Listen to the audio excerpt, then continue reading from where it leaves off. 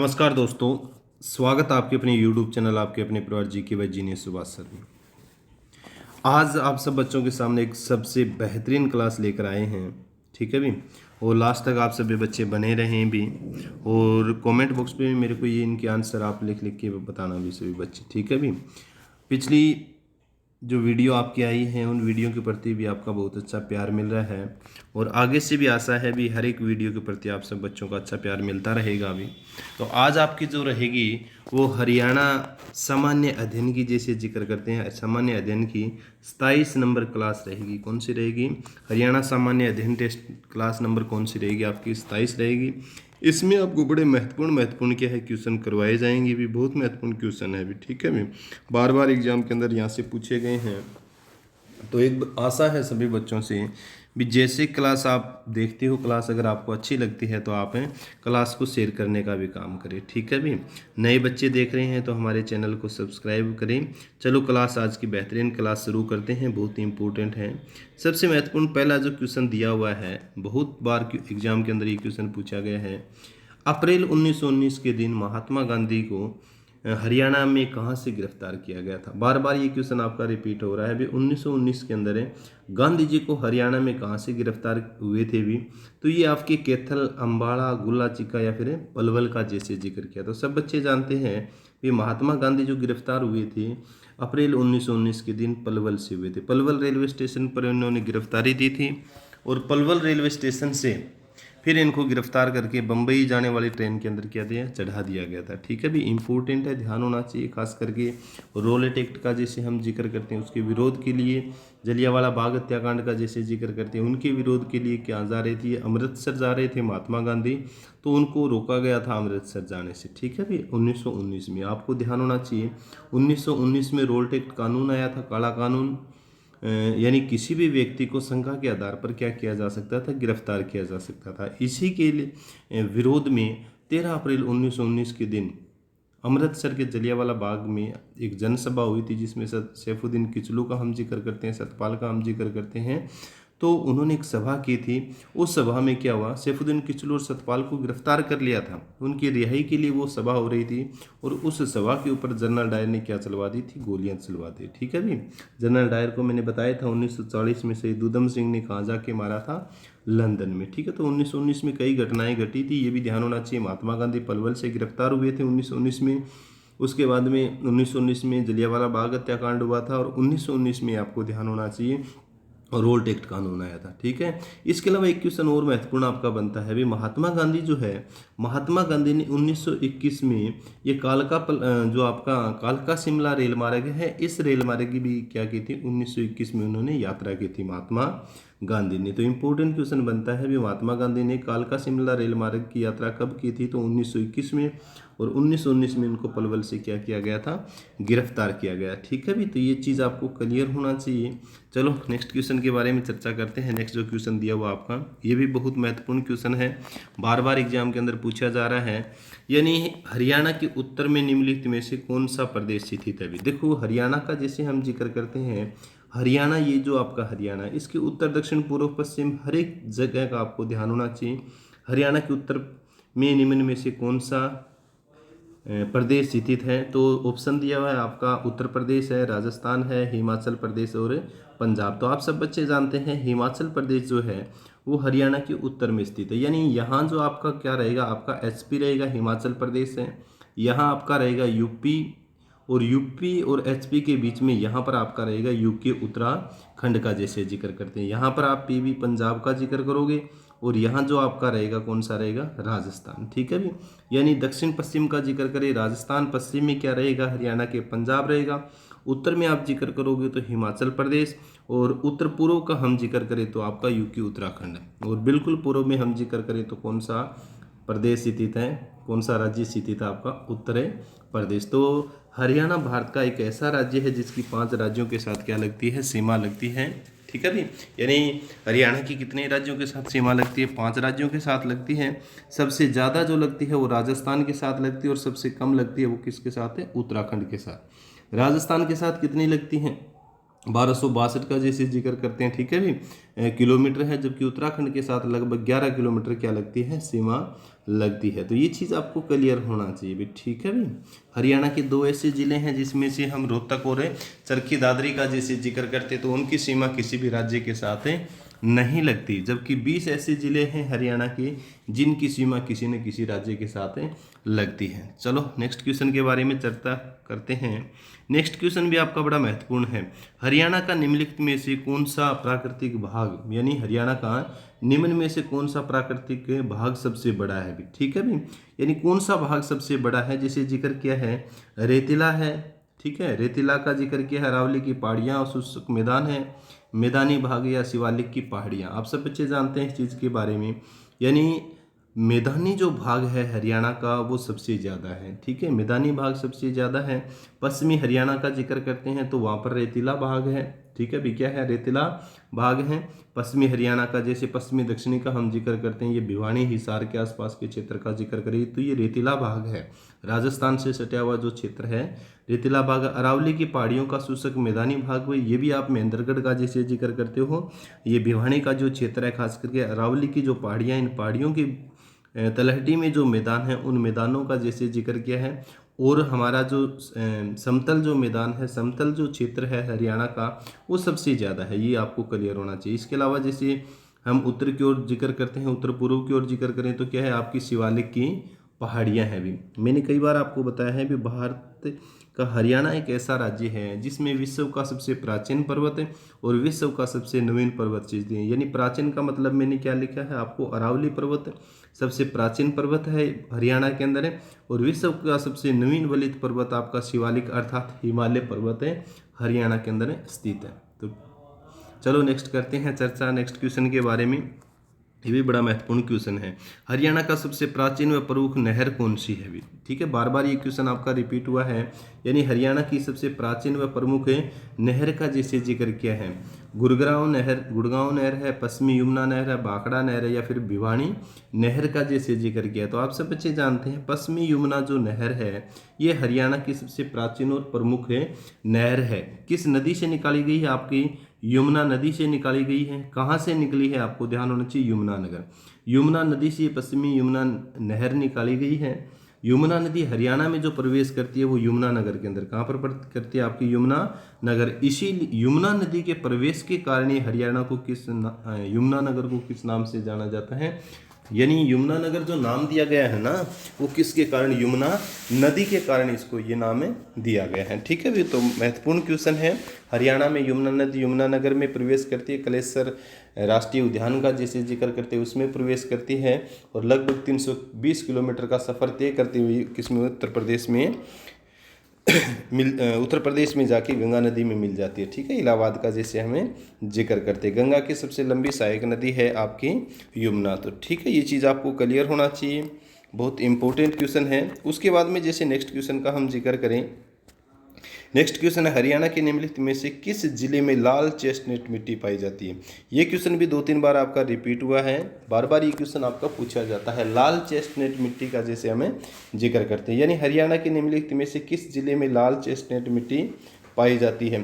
तो रोहतक का जिक्र किया है, भिवानी, यमुनानगर और सिरसा। तो यमुनानगर के अंदर आपकी लाल चेस्टनट मिट्टी पाई जाती है। इंपॉर्टेंट है, ध्यान होना चाहिए, लाल चेस्टनट मिट्टी खास करके शिवालिक की जो पहाड़ियाँ, उन पहाड़ियों के क्षेत्र के आसपास का जिक्र करते हैं। यमुनानगर में जो है यहीं पर आपकी लाल चेस्टनट मिट्टी पाई जाती है, ठीक है भी।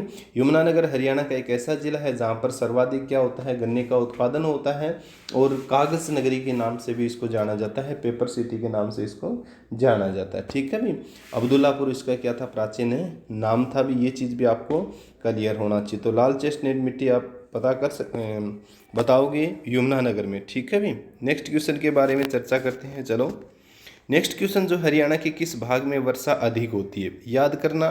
खासकर मैं पिछले क्वेश्चन में भी इसके बारे में जिक्र करना चाह रहा था। हरियाणा के किस भाग में सर्वाधिक वर्षा होती है भी, वर्षा का जैसे जिक्र करते हैं, दक्षिणी पश्चिमी भाग है, दक्षिणी पश्चिमी भाग दोबारा डबल आ गया है, ये आपका उत्तरी पश्चिमी भाग है, या फिर आपका जैसे जिक्र करें उत्तर पूर्वी भाग भी, कौन सा, उत्तरी पूर्वी भाग। तो आप सब बच्चे जानते हैं उत्तर पूर्वी भाग में हरियाणा के अंदर सर्वाधिक क्या होती है, आपकी बारिश होती है भी, ठीक है भी। उत्तर पूर्वी जो भाग है, खास करके हम यमुनानगर का हम जिक्र करते हैं, यमुनानगर है आपका अम्बाड़ा का जैसे आप जिक्र करते हो, अम्बाड़ा है आपका पंचकुला का जो क्षेत्र है, इस क्षेत्र में सर्वाधिक क्या होती है आपकी वर्षा होती है भी। ठीक है, खास करके मैंने आपको बार बार इस चीज़ के बारे में बताता भी हूँ भी, जहाँ पर क्या होती है पहाड़ियाँ होती हैं, पहाड़ होते हैं, मैदान जैसे शिवालिक की पहाड़ियाँ हैं, इन शिवालिक की पहाड़ियों में सर्वाधिक क्या होती हैं बारिश होती हैं। यमुनानगर का जैसे जिक्र करते हैं ना, यमुनानगर, तो यमुनानगर का एक आपका जैसे छछरौली का जिक्र करते हैं, क्या है यमुनानगर के अंदर आपकी छछरौली, छछरौली में सर्वाधिक क्या होती है आपकी बारिश होती है। इसीलिए हरियाणा का चेरापूंजी या हरियाणा का मानसराम के नाम से जाना जाता है, किसको, छछरौली। इंपॉर्टेंट है, याद करना, बार बार ये क्वेश्चन आपका पूछा भी गया है भी, हरियाणा का मानसराम या चेरापूंजी किसे कहा जाता है, तो छछरौली को कहा जाता है। किस जिले के अंतर्गत आता है आपका, यमुनानगर जिले के अंतर्गत आता है। यमुनानगर जिले में आती है ये आपकी छछरौली, जहाँ पर हरियाणा में सर्वाधिक क्या होती है वर्षा होती है। इसके अलावा जैसे अब देखो मैंने जिक्र किया था मानसराम, भी मानसराम कहा जाता है, मानसराम। तो मानसराम क्यों कहा जाता है इसको, ठीक है, मैंने कई बार आपको बताया है, मेघालय एक राज्य है भी, कौन सा राज्य आपका, मेघालय का जैसे जिक्र करते हैं। मेघालय का अर्थ होता है मेघ प्लस आले, क्या होता है आपका, मेघ प्लस आले, यानी मेघ का अर्थ होता है बादलों का घर भी। तो बादलों का घर कौन सा आपका, मेघालय है, जहाँ पर सर्वाधिक बारिश वर्षा होती है।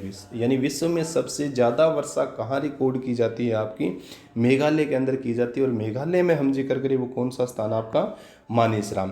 क्यों होती है इस मानसराम में सर्वाधिक वर्षा, आपको ध्यान होना चाहिए, यहाँ पर गारो खासी जयंतिया की पहाड़ियाँ हैं, और वो पहाड़ियाँ कैसी है, कीपनुमा पहाड़ियाँ हैं, वहाँ पर सर्वाधिक क्या होती है वर्षा होती है। तो इम्पोर्टेंट क्वेश्चन है, जो भी उपाधियाँ दी जाती हैं, जो भी किसी शहर को कहा जाता है, उसके बारे में हमें पता भी होना चाहिए, ठीक है भी। तो विश्व में सर्वाधिक वर्षा होती है मानसराम मेघालय के अंदर, कहाँ पर होती है, मानसराम में मेघालय, जबकि हरियाणा में सर्वाधिक जो वर्षा होती है वो कहाँ होती है, छछरौली यमुनानगर, ठीक है भी, इंपॉर्टेंट क्वेश्चन। चलो नेक्स्ट क्वेश्चन के बारे में चर्चा करते हैं। हरियाणा में भिवानी नहर किस नहर से निकाली गई, इंपॉर्टेंट है, बार बार ये क्वेश्चन आपका रिपीट भी हो रहा है भी। नहरों से संबंधित मैं एक दिन जानकारी आपको और भी दूंगा, फिर भी आपको ध्यान, हरियाणा में भिवानी नहर किस नहर से निकाली गई है भी, भाखड़ा नहर से निकाली गई है, पूर्वी यमुना नहर से निकाली गई है, या फिर पश्चिमी यमुना नहर, या फिर गुड़गांवा नहर से। तो भिवानी नहर में जो पानी आता है वो भाखड़ा नहर से आता है, किस में आता है, भाखड़ा नहर। ये भाखड़ा नहर है, ये टोहाना में हरियाणा में प्रवेश करती है। टोहाना का जैसे जिक्र करते हैं ना, टोहाना जिसको नहरों के नगर के रूप में जाना जाता है, किसके नगर के रूप में, नहरों के नगर के रूप में जाना जाता है टोहाना, जहाँ पर राष्ट्रीय स्टेलियन अश्व अनुसंधान संस्थान भी है। तो टोहाना में भाखड़ा नहर हरियाणा के अंदर प्रवेश करती है, और भाखड़ा नहर से कौन क्या निकालेगी आपकी, भिवानी नहर। यानी भाखड़ा नहर से पानी किस में आता है, आपकी भिवानी नहर में आता है, और भिवानी नहर से सिंचाई आपकी भिवानी और महेंद्रगढ़ में होती है। ये चीज़ भी आपको क्लियर होना चाहिए। भाखड़ा नहर के बारे में भी आपको जानकारी होनी चाहिए, कहाँ से निकाली गई थी, सतलुज नदी से, किस नदी से, सतलुज। यानी सतलुज नदी का हम जिक्र करते हैं, जिसके ऊपर कौन सा बांध है, भाखड़ा बांध है भी, कौन सा है, भाखड़ा बांध है। और उसी बांध से फिर आपको ध्यान होना चाहिए कौन सी नहर निकाली गई आपकी, भाखड़ा नहरें निकाली गई। तो ऐसे इंपॉर्टेंट आपकी क्वेश्चन बनते हैं भाई, ठीक है भाई।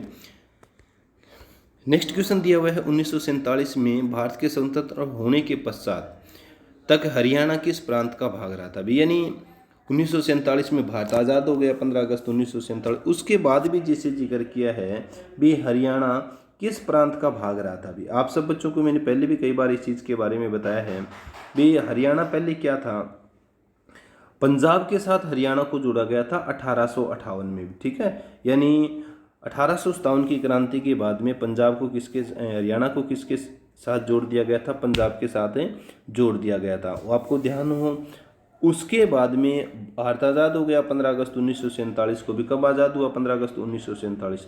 तब भी किसके साथ था, ये पंजाब के ही साथ था। तो दिल्ली के साथ राजस्थान, उत्तर प्रदेश और पंजाब, तो पंजाब के साथ था 1947। कब जोड़ा गया था पंजाब के साथ, 1857 की क्रांति के बाद 1858 में हरियाणा को पंजाब में शामिल कर दिया गया था। कब तक रहा था, 1858 से लेके आपको ध्यान होना चाहिए 1966। और 1966 में 1 नवंबर 1966 को हरियाणा एक अलग राज्य के रूप में क्या आया था, अस्तित्व में आया था भी, ठीक है भी। तो इम्पोर्टेंट है, पंजाब से अलग हुआ था हरियाणा। तो भारत आज़ाद हुआ 15 अगस्त 1947 में, उस समय हरियाणा पंजाब का ही क्या था, भाग था भी। ठीक है, चलो नेक्स्ट क्वेश्चन के बारे में चर्चा करते हैं। बहुत इंपॉर्टेंट क्वेश्चन है अभी। रायपुर रानी तहसील किस जिले के अंतर्गत आती है अभी? आप बच्चों को एक दिन मैंने पहले भी पिछली वीडियो में भी शायद करवाया था इस चीज़ के बारे में।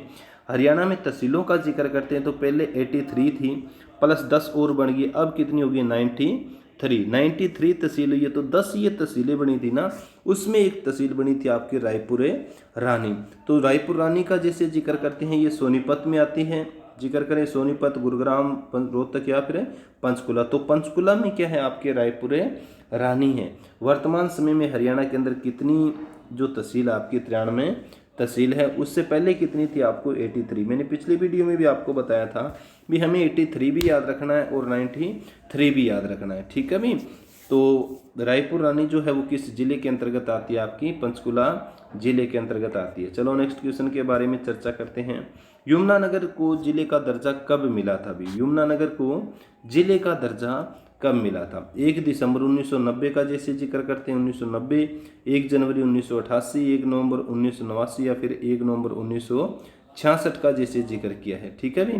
तो कब जिले का दर्जा दिया गया था इसको जिले का दर्जा दिया था 1 नवंबर 1989 को। अब आप एक इम्पोर्टेंट क्वेश्चन यहाँ ये बनते हैं भी किससे अलग हुआ था ये? अम्बाड़ा से भी। ठीक है भी। मैंने 1-2 बार पहले भी आपको बताया इस क्वेश्चन के बारे में। जैसे आज भी हम पढ़ते हैं ना फिरोसा तुगलक क्या टोपरा अभिलेख का हम जिक्र करते, तो टोपरा पुरानी किताबें हम देखते हैं तो पुरानी किताबों में हमें जो टोपरा जो मिलता है ना, टोपरा का जैसे जिक्र करते हैं पुरानी किताबों, तो पुरानी किताबों में हमें जो टोपरा मिलता है वो कहाँ पर मिलता है? यमुना इसमें अम्बाड़ा में मिलता है। किस में मिलता है? कई किताबों में दिया हुआ है। टोपरा अभिलेख कहाँ से? टोपरा से लेके गया था फिरोजा तुगलक, दिल्ली लेके गया था। कहाँ से, किस जिले से? तो अम्बाड़ा जिला। परंतु 1 नवंबर 1989 को जब यमुनानगर एक नया जिला बन गया ना, उस जिले के बनने के बाद में ये टोपरा यमुनानगर में आ गया है। किस में आ गया आपका? यमुनानगर में। ठीक है भी। तो 1 नवंबर 1989 को एक जिले के रूप में अस्तित्व में आया था यमुनानगर। 1 नवंबर 1989 को बना था। कैथल भी बना था इसके साथ, आपका पानीपत भी इसके साथ आपको ध्यान होना चाहिए, पानीपत और रेवाड़ी। यानी 1989 के अंदर 4 जिले अस्तित्व में आए थे, यमुनानगर, कैथल, पानीपत और रेवाड़ी का जैसे हमें जिक्र करते हैं। इसके अलावा एक ऑप्शन दिया हुआ है आपका 1 नवंबर 1966। 1 नवंबर 1966 को हरियाणा क्या हुआ था? अलग हुआ था। उस समय इसमें कितने जिले थे? 7 जिले उभर कर आए थे। ठीक है भी। 7 जिले उभर कर आए थे। तो ये आज आपकी बड़ी महत्वपूर्ण सी क्लास थी। 10 क्वेश्चन थे, उन क्वेश्चनों के बारे में हम क्या कर रहे थे? चर्चा कर रहे थे। आज ऐसी क्लास बना के आपको देनी पड़ी बच्चों, सभी बच्चों को, क्योंकि मैं आज गुड़िया को लेके जयपुर आया हुआ था तो समय का अभाव था, इसलिए हम पिता पुत्री बैठे हुए थे तो हमने सोचा चलो बच्चों को एक वीडियो बना के तो हमें देते हैं भी। ठीक है भी। क्लास कैसी लगी आप मेरे को कमेंट करके ज़रूर बताएं। इसी के साथ सभी बच्चों को जय हिंद, जय भारत।